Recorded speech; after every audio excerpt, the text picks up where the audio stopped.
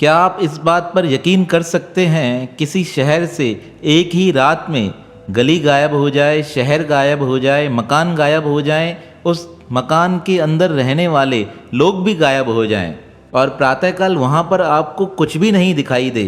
रात्रि के समय आपको वहाँ सब कुछ दिखाई दिया है, लेकिन प्रातःकाल आप वहाँ जाते हैं और आपको कुछ भी नज़र नहीं आता है। ऐसी ही एक सच्ची घटना का जिक्र एक भक्ता ने पुस्तक के माध्यम से लिखा है। उन्होंने कहा, मैं माताजी की सच्ची पुजारिन थी। बचपन से लेकर मेरा माताजी के प्रति सच्चा भाव था। माँ कैला देवी हमारी कुल देवी थी। मैं विवाह के बाद अपने अध्यापन के कार्य के कारण जयपुर के निकट फुलेरा आकर रुकी। मैं वहाँ पर बच्चों को पढ़ाने जाती थी। मैं अध्यापन का कार्य भी करती थी। इसी उम्र में विवाह के कारण मुझे बालक की प्राप्ति हुई। मेरा बालक अभी 4 महीने का था। हर नवरात्रि पर मैं व्रत रखती थी। एक बार अप्रैल नवरात्रि के समय सप्तमी के दिन मेरी एक सहेली मेरे पास आकर कहने लगी, हम कल प्रातःकाल कैला देवी के दर्शन करने जा रहे हैं, क्या तुम चलोगी? तब मैंने उससे कहा, मैं तो हर वर्ष जब अपने माँ के घर जाती हूँ तब वहाँ दर्शन करके आती हूँ, आप होकर आई है। इस प्रकार वह प्रातःकाल दर्शन के लिए निकल गए। मैंने अपने परिवार में अष्टमी की पूजा की। अष्टमी पूजा के पश्चात मैंने अपने व्रत का पारायण किया। जैसे दिन निकलने लगा, अचानक से रात्रि के समय मेरे बालक का स्वास्थ्य बहुत खराब हो गया। मैंने बहुत प्रयास किया, क्या हुआ है? दूसरे दिन हम उसे जयपुर लेकर गए। फुलेरा से उस समय जयपुर जाने के लिए गाड़ियों की व्यवस्था नहीं होती थी। ट्रेन के माध्यम से ही जयपुर जाना पड़ता था। हम जयपुर के लिए निकले। जयपुर के बहुत अच्छे डॉक्टर को मैंने अपने बालक को दिखाया। 4 महीने का बालक था। उसने एक दिन से कुछ भी खाया पिया नहीं था। डॉक्टर ने दवाई दी, कहा ठीक हो जाएगा। हम पुनः लौट कर आ गए। 2 दिन तक उस बालक को दवाई दी गई, लेकिन बालक ने दवाई ली पर ना तो उसने कुछ खाना खाया, ना ही वह सो पा रहा था। उसके उल्टी दस्त बहुत बढ़ गए थे। मेरा मन व्यथित होने लगा। इस प्रकार तीसरे दिन भी उसे कुछ भी इलाज का फायदा प्राप्त नहीं हो रहा था। चौथे दिन हमने निश्चय किया कि हमें जयपुर जाना है। मैं अपने पतिदेव को लेकर स्टेशन पर पहुंची, लेकिन पता चला कि गाड़ी 5 घंटे लेट है।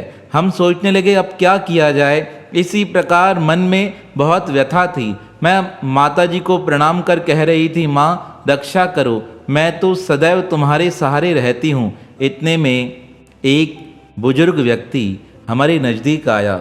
उसने मेरे कंधे पर हाथ रखा। कंधे पर हाथ रखते हुए कहने लगा, क्यों चिंता करती हो, आओ मेरे साथ, मैं तुम्हें इसका इलाज बताता हूँ।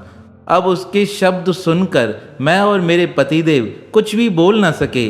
वह आगे आगे चलने लगा। हम दोनों उसके पीछे हो लिए। हम जाते जाएं, वह आगे चलता जाए। एक मार्ग से निकलकर दूसरे मार्ग, दूसरे मार्ग से तीसरे मार्ग, वह एक स्थान पर पहुंच गया।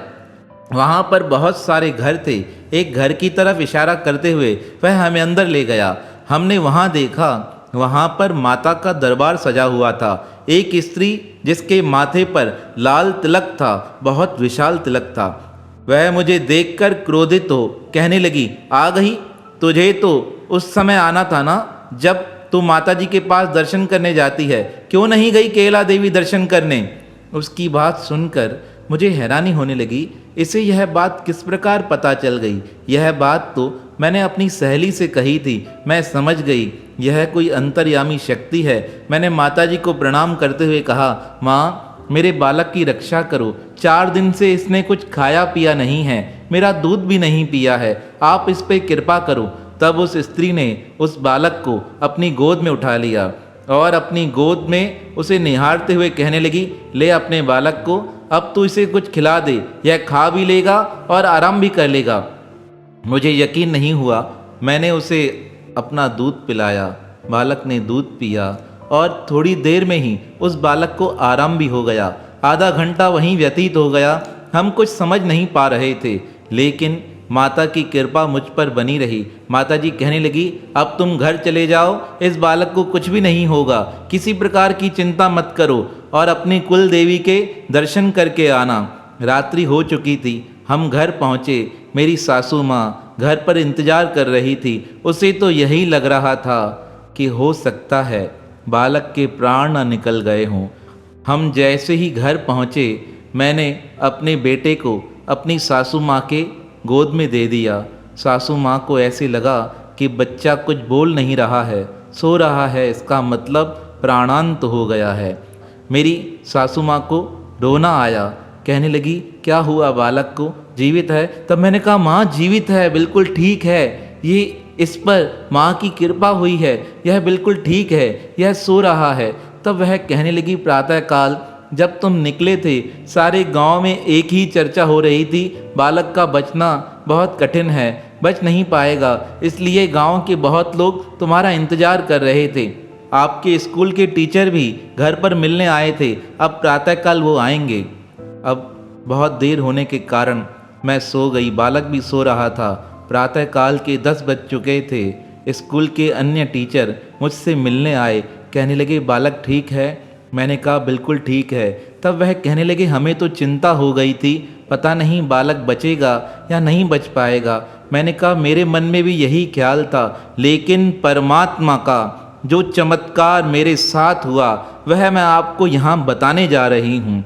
उन माताजी ने पुस्तक के माध्यम से जो लिखा है, यह पढ़कर आपके होश उड़ जाएंगे। माताजी ने आगे लिखते हुए कहा, जब मैंने स्कूल वालों को यह बात बताई, स्कूल वाले कहने लगे, कल जब तुम स्कूल में आओगी, स्कूल में आने के बाद हम उस स्थान पर चलेंगे, उन माताजी का दर्शन करके आएंगे जिन्होंने तुम्हारे बालक की रक्षा की है।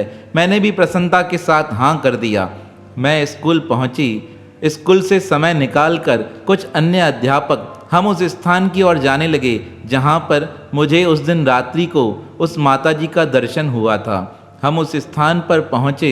मैं यहाँ वहाँ देखने लगी तो वहाँ कोई स्थान था ही नहीं, ना वो गलियाँ थी, ना वो शहर था, ना ही उस प्रकार वहाँ माहौल था, ना कोई वहाँ कोई दरबार सजा हुआ था, ना वो घर था, ना वो स्त्री थी, ना पुरुष था। मैंने आसपास के लोगों से पूछा, 2-3 दिन पहले यहाँ पे माताजी का दरबार सजा हुआ था, वह कहाँ है?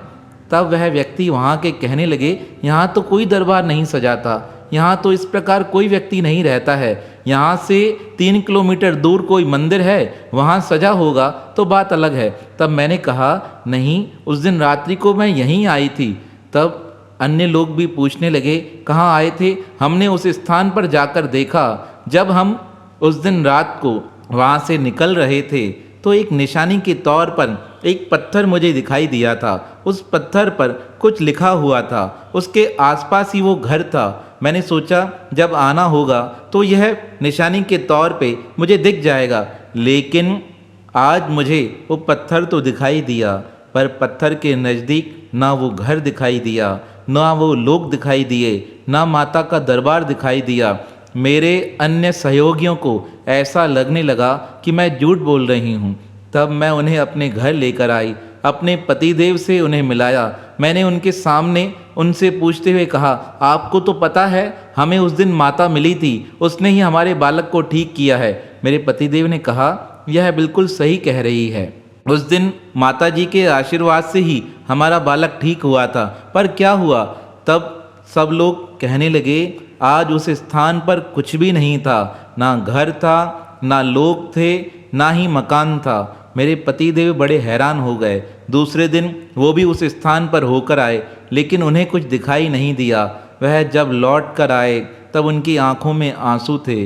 वह कहने लगे, यह सब माता जी की ही कृपा का प्रसाद है। माँ कैला देवी स्वयं उस रात्रि को चमत्कार दिखाने आई थी। उन्होंने स्वयं उस रूप में हमारे बालक की रक्षा की थी।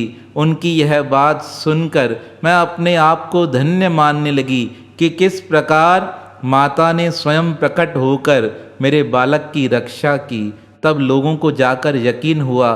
कई लोग कहने लगे, हो सकता है सपने में यह घटना घटित हुई हो और तुम्हें इसका साक्षात अनुभव हुआ हो। लेकिन इस बात पर कोई यकीन करे या न करे, मुझे तो इस बात का पक्का विश्वास है कि यह मेरे जीवन में घटित घटना बड़ी ही दिव्य घटना है। यह पुस्तक के माध्यम से उन्होंने लिखकर सबके समक्ष प्रस्तुत की है, जिससे कि लोगों का भाव भक्ति के प्रति और बढ़ सके कि माँ जगदम्बा किस प्रकार अनंत रूपों में प्रकट होकर अपने भक्तों की रक्षा करती हैं। ऐसी ममतामयी माँ जगदम्बा के पावन श्री चरणों में हमारा बारंबार प्रणाम है, प्रणाम है, प्रणाम है।